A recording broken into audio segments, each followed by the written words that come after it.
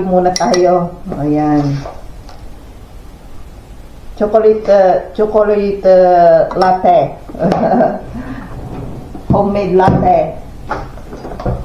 Ayan. Tapos, ang ano natin, kape with pure gatas.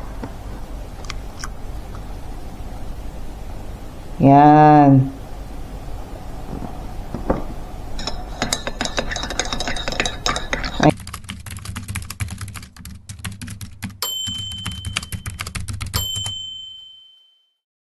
Hello guys, nandito ulit tayo at palabas.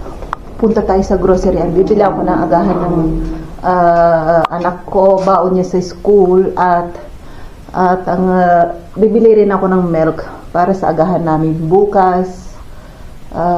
Sa milk lang. Yun lang ang bibilin ko. Kailangan kasi kape is live dito sa Czech Republic. Kapag kape, kailangan may gatas.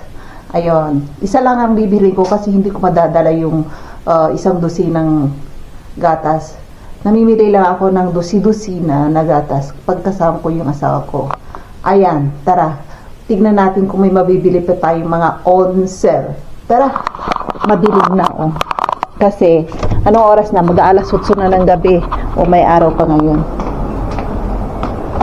Ayan, tignan ninyo oh. Ayan oh. Saan tayo dadaan? Dito or doon? Dito tayo ngayon. Ayan. Tingnan nyo yung solarium oh. Ito yung sinasabi ko sa yung solarium. Parang kabaong. Diyan, kung yung mga kana, yung mga puti, humihiga dyan, ipapasok nila ang katawan nila dun sa parang kabaong. Tapos tatakpan sila. Paglabas nila, maitim na sila. Para silang mga negra na. Mas maitim pa nga sa mga Asian eh. Ayan, mamaya ipapakita ko yung kabaong mamaya, yung kabaong na Tara. Ayan. Oh, yung H&M open pa, alas 8 ang sarado nito eh. Ayan oh, tingnan niyo, nakikita niyo H&M. Mga branded ang rito, mga damit. Hinihintay kong mag 80% yan or 70%, makakabili ka na. Ayan. May bago pala, magbubukas lang. Coming soon. Itong Popeyes, parang KFC rin. Dati mag-open pa yun, nire-renovate nila. Kaya sabi ng anak ko, pag opening, pupunta raw kami dito kakain. Parang KFC lang eh. Tingnan niyo oh. May mga tao pa, ang dami pa. Pauwi na mga yan. May school ngayon eh. Puro mga binatilyo oh. Alas 8 na yata. Hindi ko alam kung galis. Bago parang yata eh. Sila sa work. Pagkatapos nilang mag-work, uwi na sila. Ganyan dito. Ay, ayan ang tram. Tara. At yan na, tingnan niyo oh, yung tram. Maganda rito sa kanila. Maambon. Baka mabasa yung yung camera ko. Ayan, tingnan niyo ay. Ayan ang tram. Ang ganda nito oh. Ayan oh. Ayan, dalawang tram. Ayan. Kung gusto yung pumasyal pala rito, kunin niyo akong tour guide. Ipapasyal ko kayo sa buong Czech Republic. Sanay na sanay ako gumala mag-isa. Ayan. Ayan ang McDonald's. Open yan hating gabi. KFC rin dito. Yung Popeyes doon para Ayan na yung ito na yung sa pang tram. Bus yung bisikleta ngayon oh. Ang daming nag-rent. Dito tayo.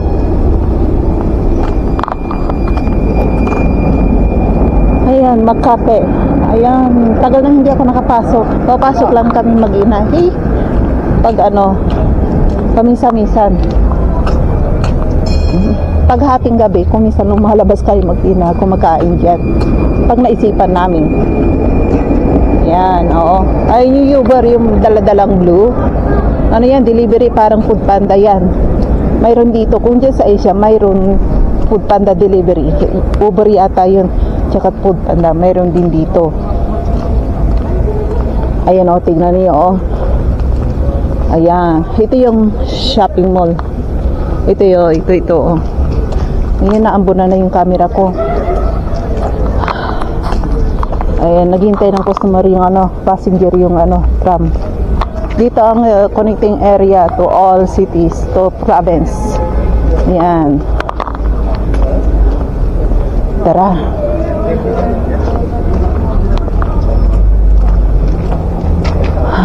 Umaambon. Malakas yung ambon.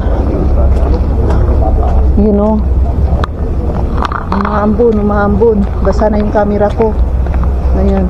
Ayun yung malaking orasan, oh. Yun. 7:20 na. Ito, matagal na itong kinukumpuni nila eh. Inaayos. Hanggang ngayon, hindi pa maayos-ayos. Galit na ako galit na si gobernadora. Kala mo Ay nako. Pag may nakarinig dito mga workers, baka sipain nila ako rito. Ayan, dito tayo papasok sa sa entrance ng shopping mall. Maraming entrance yung shopping mall. Dito, at saka doon, dami. Exit, entrance. Tara.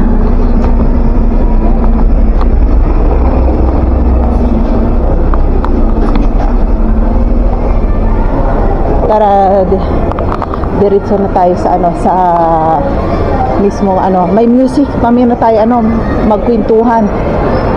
Nandito na tayo sa bahay. Ayan, pinamili ko sabihin ko isa sa inyo, nakagastos lang ako ng 200. Bumili ako ng local drinks, parang orange juice o orange, parang Fanta, ganun. Bumili ako ng gatas, isa-isa lang muna kasi hindi pa nag-unsel. Pero kahit na hindi nag-unsel, namimili kami kasi kailangan ng gatas dito para sa agahan namin.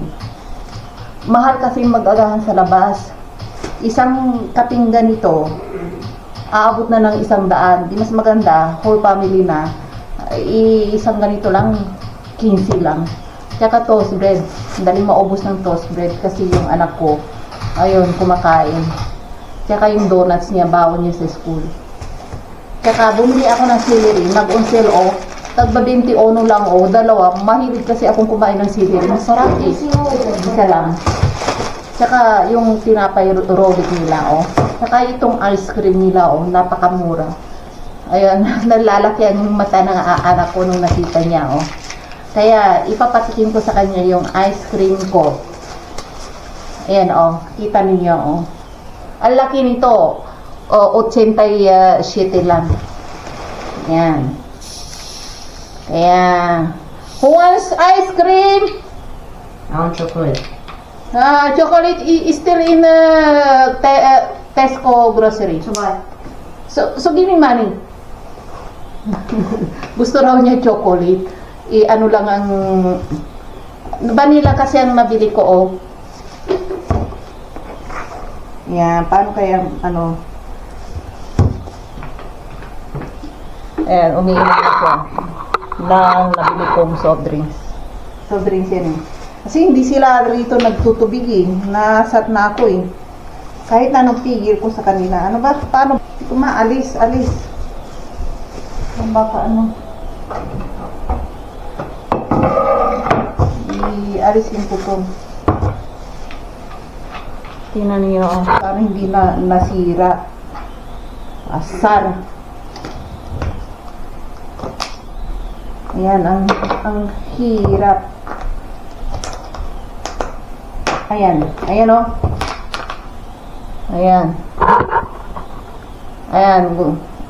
bibigyan ko muna yung asawa ko.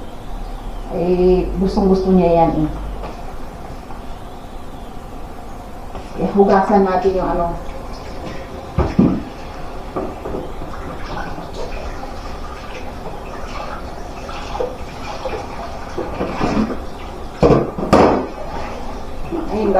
marami na namang hugasan. Ay nako. Daming hugasan na naman. Itong ayaw na ayaw ko yung ano eh.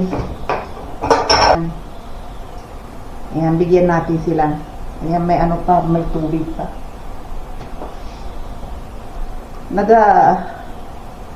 Ayan.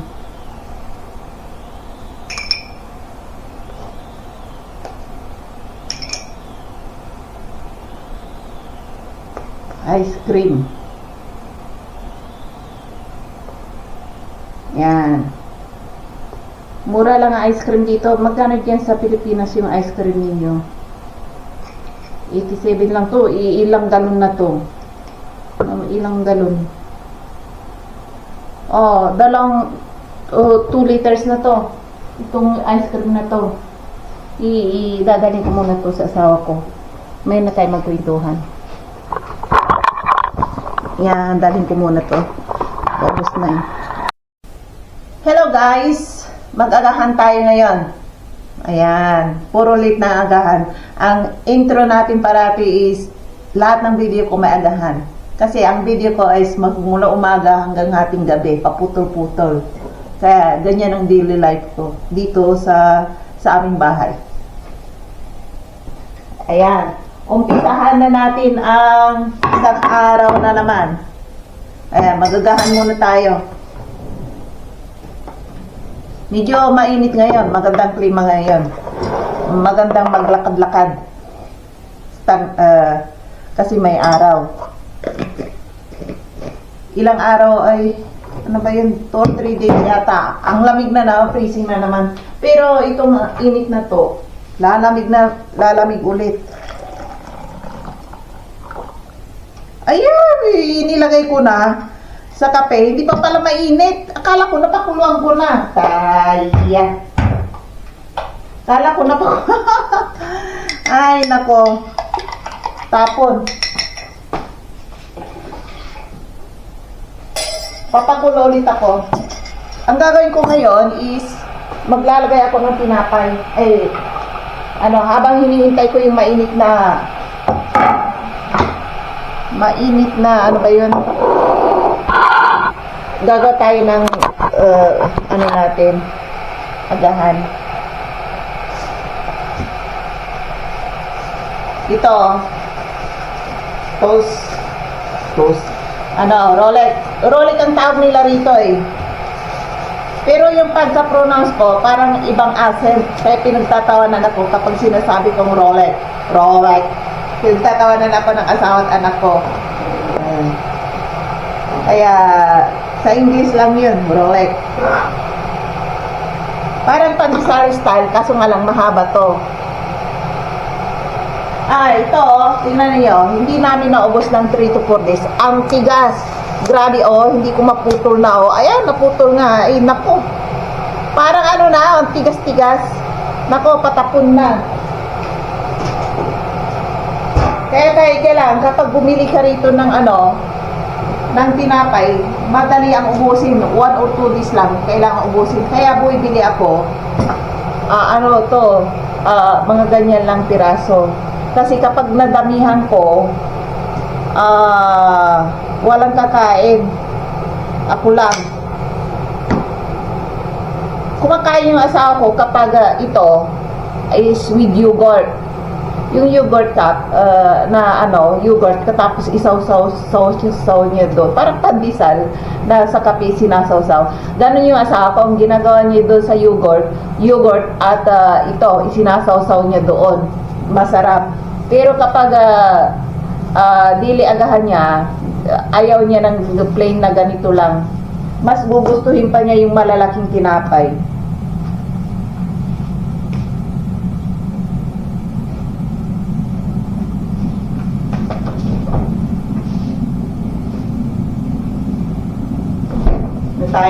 I-prepare natin yung kape. Anayin natin yan. Ayan. At as usual, yung yung peanut butter ko, made in check to, local check. Ayan, ganyan ako karaming mag-butter, peanut butter. Masarap eh. Hindi masyadong matamis. Parang kunti lang ang asukal na nilagay nila nung giniling nila yung mani. Yan, hindi na ako umay, masarap. Maning-mani ang taste. Ay sa atin yung ibang peanut butter sa atin napakatamis. Sana makuha nilang timplang ganito, yung European ingredients. Sa atin kasi kanya-kanyang homemade yata ang ginagawa nila. Hindi ko alam, kanya-kanyang style ng ingredients nila.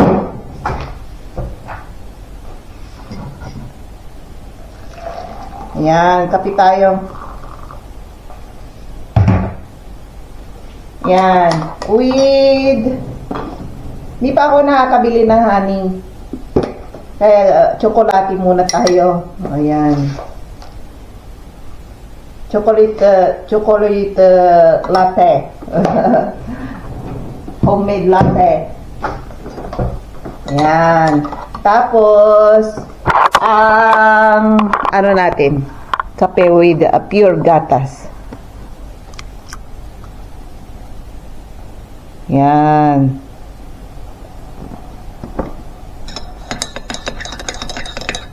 Ayan. Umpisahan na. Agahan na. Tikman natin muna yung kapeng mainit.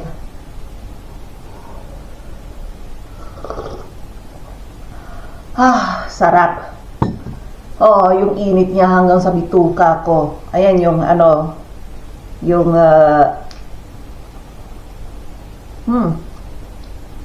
sarap. Harap ng peanut butter nila rito. Kayong mga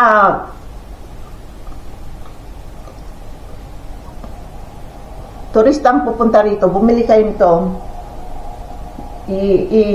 Ibagahin nyo. Masarap. Mura lang, lang to, 60 yata sa Hindi parating nag-uusir to kaya pikit mata akong buibili nito kahit mahal. Hindi nag-uusir paminsan-minsan lang sa isang taon. Yun, sa isang taon na, hindi ko mahintay yun. Kasi, ilang buwan na ako naghintay ng on-sale, kaya hindi pa ako bumibili ng peanut butter. Hindi nag-on-sale. Kaya sabi ko, kayo ipapalaman ko dito sa kasi itong tinapay na to, murang-mura. Ayaw ko namang, parating nag-on-sale dito, yung mga tsokolate, yung mga strawberry jam, murang-mura. Ayaw ko yun, matatamis Nasanay na kasi ako sa peanut butter. Kaya no choice ako, ito. Kung pagpipiliin mo ako kung yung Nutella mas mahal yun. Popular dito sa Europa yun Ayun. Kaso nga lang, hindi ko type ang tsokolate na kainin. Hindi ako sanay.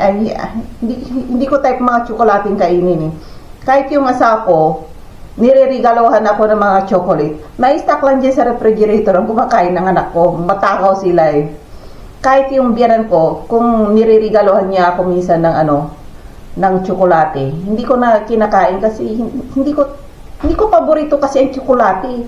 Samantalang sa atin, atat na atat yung kayong kumain ng mga tsokolate. Kumbaga sabihin mo, abroad.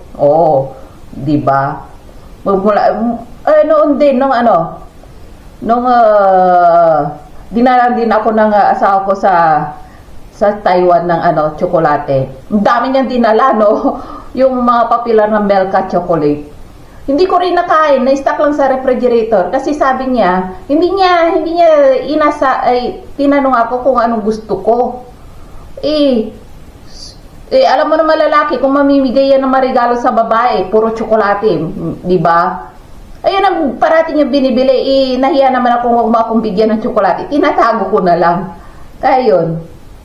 Ayun, alam na niya, hindi ko type ang tsokolate, hindi na siya namimili, hindi na ako bumibili. Pero kumakain ako ng tsokolate paminsan-minsan, hindi ko nga lang type. Katulad sa kape, ihahalo yan kasi hindi na matamis kapag hinalo mo sa kape. Mga kutsaritang ganito lang, hindi mo malalasahan yung chocolate, okay lang yun. Pero kapag halimbawa ang ginagawa ng anak ko ay pure chocolate with milk. Ayun, super tamis na, ayaw ko na. Suko na ako. Mahal kaya rito yung yung milk chocolate na sa restaurant or sa resto bar. Ang mahal.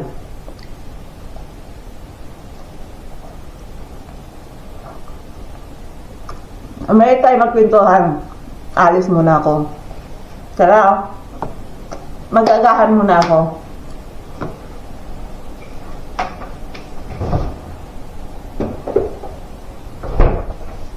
Guys, salamat pala sa mga bago kong subscriber. Araw-araw na dadagdagan. Thank you so much. Sana ay manood kayo araw-araw ng daily life ko. Huwag sana kayo manood sa akin kasi pinapakita ko yung pamumuhay dito sa Czech Republic. Ayun, yung mga kultura nila,